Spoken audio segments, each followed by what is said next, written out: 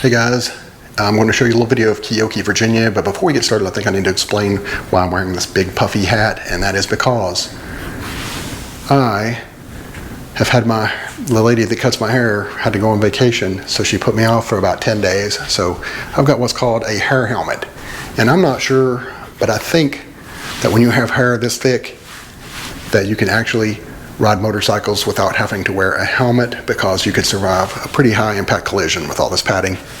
Okay, I'm joking. Do not flame me in the comments for giving bad advice. Anyway, you know, I get a lot of good comments on my videos. I get some bad comments, of course, just part of the game, but there's one that I don't quite know if it's a compliment or an insult. And I've heard that when people watch one of my videos, they end up often looking like this.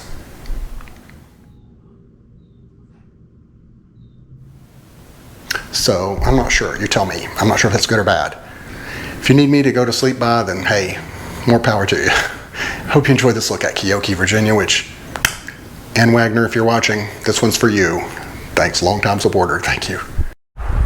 Well, it's Shane Simmons here, and should come as no surprise to anyone who's watched my channel before that I'll start off with some nonsense, so why not get it right with it and get it out of the way. Rolling, rolling, rolling. Keep those doggies rolling, Rawhide. All right, the Rawhide Missionary Baptist Church. This was established August 3rd, 1952. Absolutely love this. This is a nice little throwback church. And of course, in the Rawhide section just outside of Keokee, Virginia.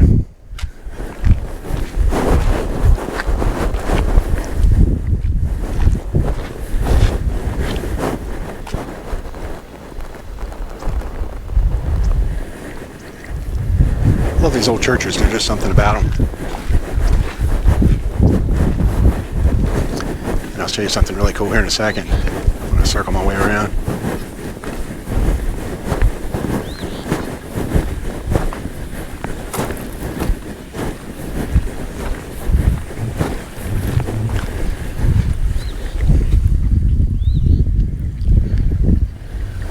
Look for a little stream.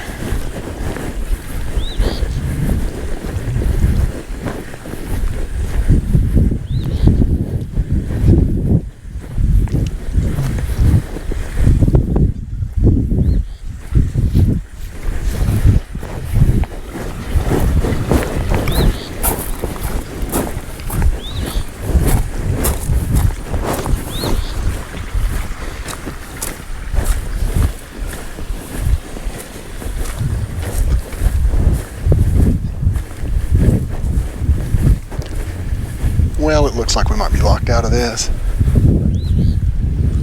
piece.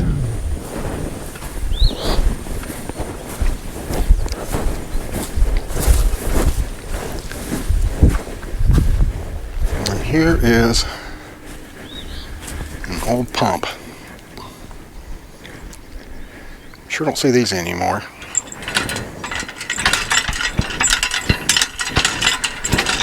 I'd probably pump here all day and not get anywhere.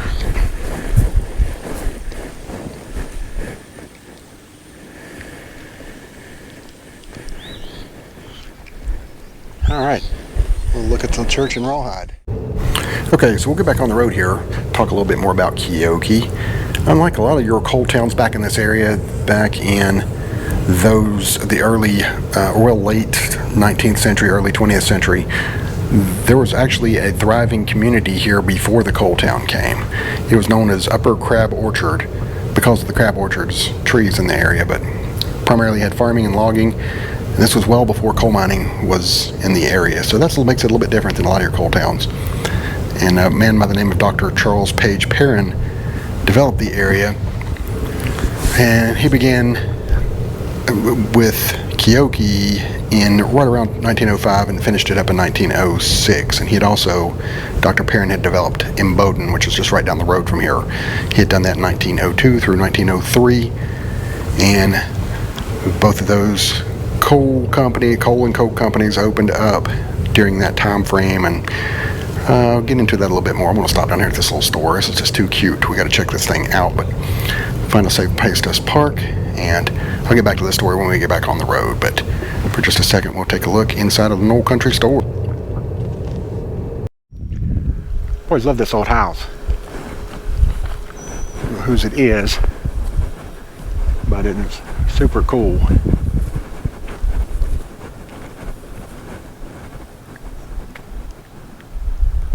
It's got those two doors right beside each other. And I really like this old country store too.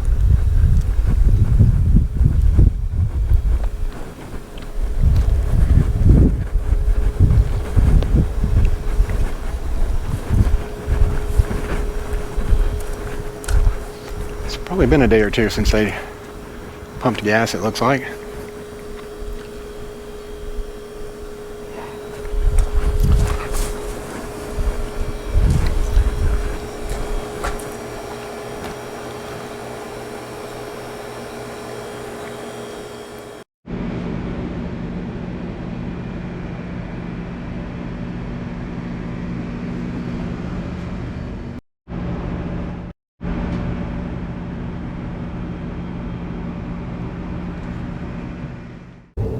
I like that little house up on the hill for some reason. Let's get on the road here.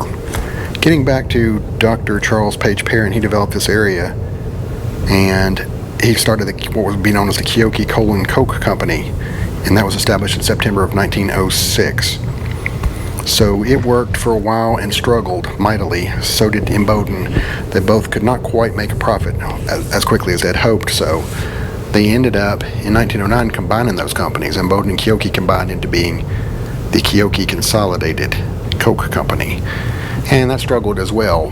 So in 1910 they sold out to Stonega, and that's a major player in this area. A lot of people will be familiar with that for sure. So Stonega operated it, and then it shut down for a while, and the town was almost completely non-existent. And then back until 1947, when Stonega opened up the what would be known as Glenbrook operation, and that ran from 1947 until 1963.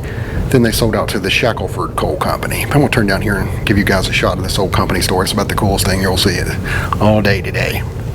It's known as the Keokee Store Number 1, and it is on the National Register of Historic Places. And I'll get out here and take a look around in just a second, but got a little bit more to say about the history of Keokee here in a few minutes, but I guess for now I better find a good place to park.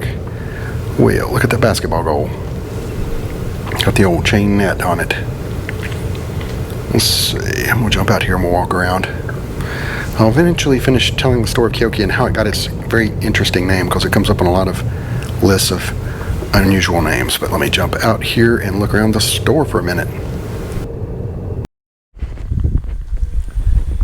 And here is the old company store at Keokee that was converted into a gym. I'm not sure what it's used for now, maybe a community center or maybe nothing.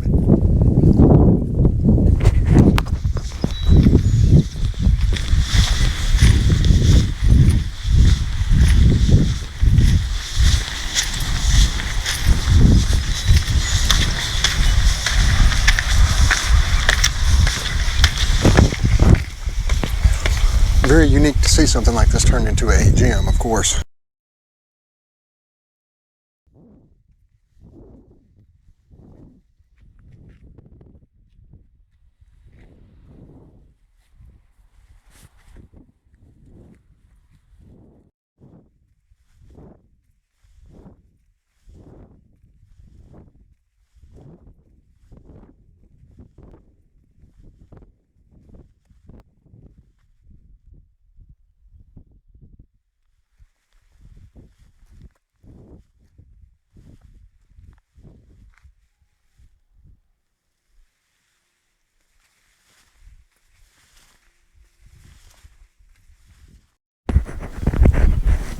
Looks like the old ball field here, and Keokee School.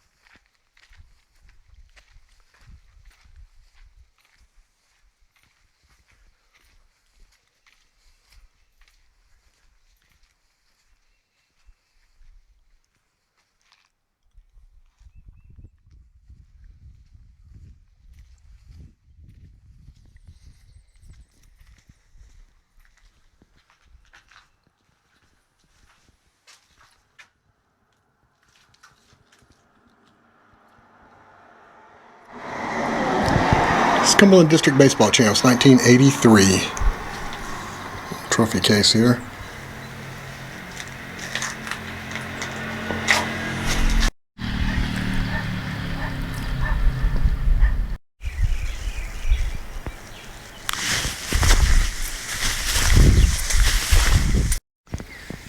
You'll see a lot of these old company stores intact, so certainly not in this good a shape. It's great to see that here in Keokee.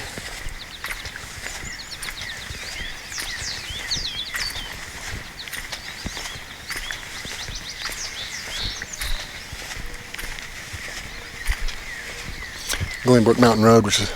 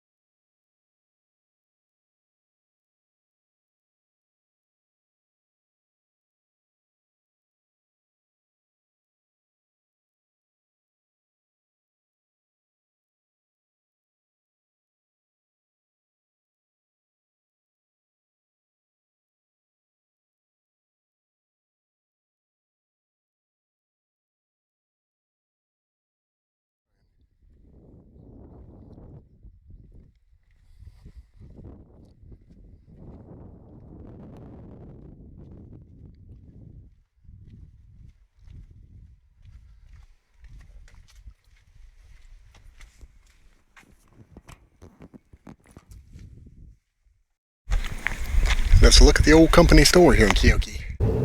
I am going to finish up the story of Keokee and how it got its name once and for all right here, right now. If you've hung here long enough. But I will say this, Keokee was designed by a New York architect, and that made it very different from a lot of the coal camps from that era as well. It was a lot more elaborate houses than you'll see in a lot of the coal camps.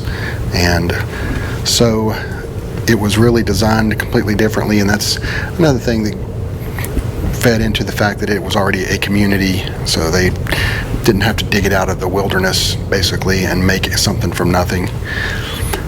So getting back to how Keokee got its name. Shoo, I'm gonna get this out. I'm gonna spit this out, I promise you. It was actually named for Dr.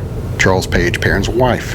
Her name was Keokee Henderson Perrin. So there you got the story finally once and for all. It is named for Dr. Perrin's wife, Keokee. And that is how that unusual name came about, and I would have never guessed that in a million years for whatever reason. So let's round the curve here. There's a couple of cute little stores up here, and with the old powerhouse, we'll stop up and take a look at them when we get up here. But gosh, it's just a beautiful day today, so I'm going to enjoy that for a second as I pull in here and try not to get T-boned. And I'll hop out and take a look around here, show you around. This is the old powerhouse. Someone had told me that it was converted into a theater at one point. It joins this country store, which is kind of cool in its own way. And yes, the store is open. That's the first question I had. But to give you an idea of that, the thing's a pretty massive building. I'm not sure how it could have been a theater, but I'm sure somebody can explain those particulars to me.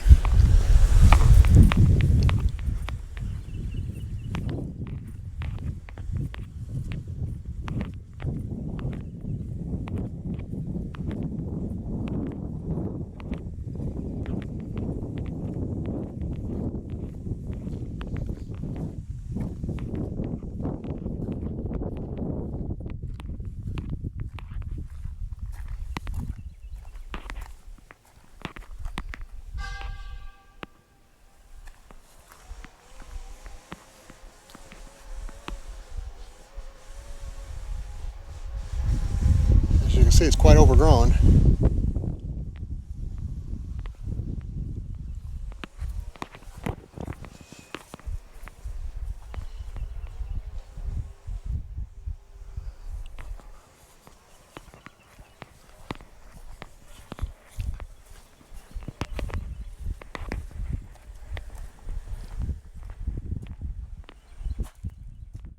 And we'll get back on the road here again as I safely get back on the 2-lane, and we'll take a look at this church up here. I'll tell you a little bit more of what I found out about Keokee.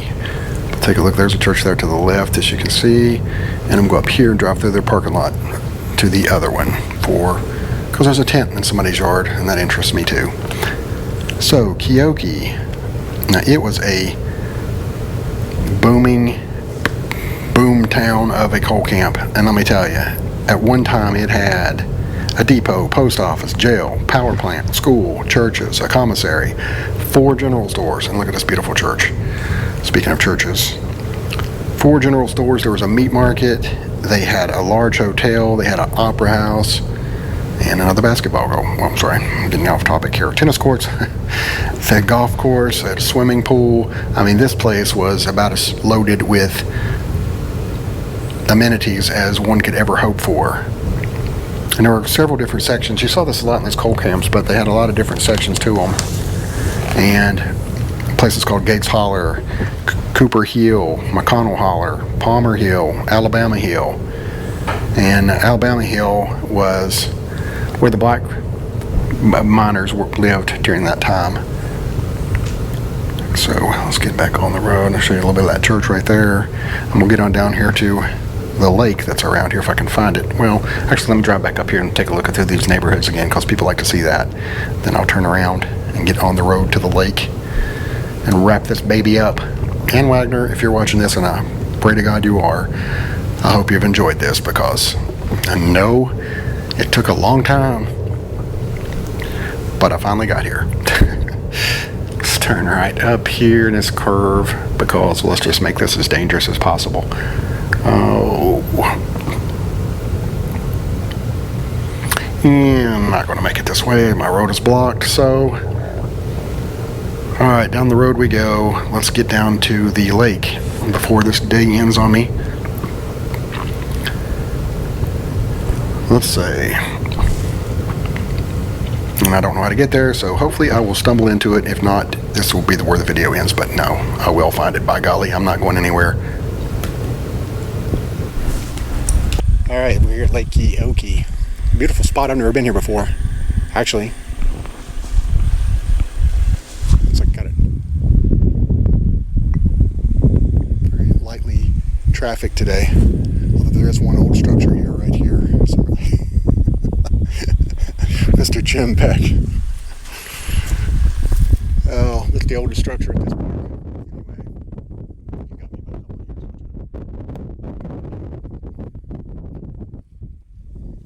Beautiful day.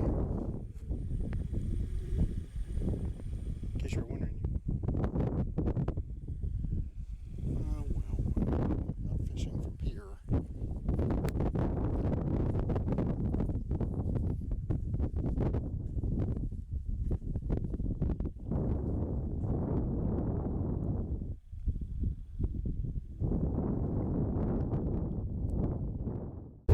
got this one last church to show you, and then we'll call it a day, folks. But I hope you guys have enjoyed this video. I'm going to jump out and show you this. I love this church. It always kills it when I take pictures and post on Facebook or anywhere else.